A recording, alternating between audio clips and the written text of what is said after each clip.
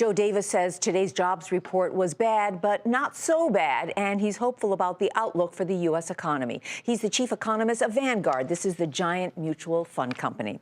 So, Joe, you sound like you're a glass half full kind of guy, but tell it to us straight, because we've gotten so many mixed signals on the economy, and everyone wants to know, is the economy getting better or worse? I think Susie Hampton really hit it on just the nail on the head. I think it's marginally improving. I think we're confident in the trend, the underlying trend in the economy, which is modestly stronger growth as we continue to proceed into 2014. There were some disappointments today in the number in the business survey, a little bit weaker than expected. There may be some weather distortions at play. But nevertheless, I think we continue to see a gradual tightening of the labor market despite a significant slack. So I think the progress is good. I would have liked to have seen a little bit stronger job growth today. More than one person today, Joe, said to me, we need to get used to these lower job growth numbers, that this is the new normal in this economy. Do you agree?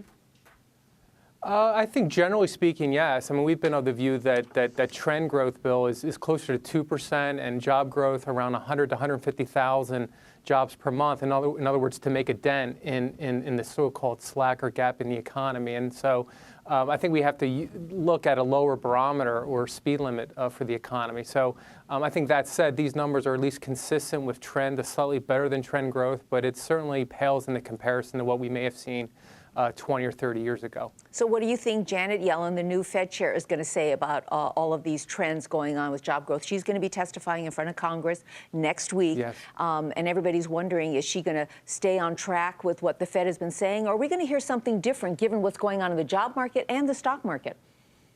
Well, I think, Susie, it's actually a great question. I think we will see more of the same in terms of the recent communications. I mean, I think the Federal Reserve has done a good job of trying to communicate to the market that they are looking, for example, well beyond the 6.5% unemployment rate, which we are close to now in terms of thinking about tightening. I mean, we mentioned the last time I was on this show, Susie, that the Fed was going to be very slow and deliberate in their tapering program, and so I think that still is the case. I think the hurdle to deviate from current policy is high. I think today's numbers may raise an eyebrow, but nevertheless, they would have to see corroborating evidence, both anecdotal and in the data, for them, I think, to deviate from their present course. I know you're an economist, but everybody has an opinion about the stock market. If the jobs number was not as good as expected, why in the world did the stock market rally as much as it did today, do you think?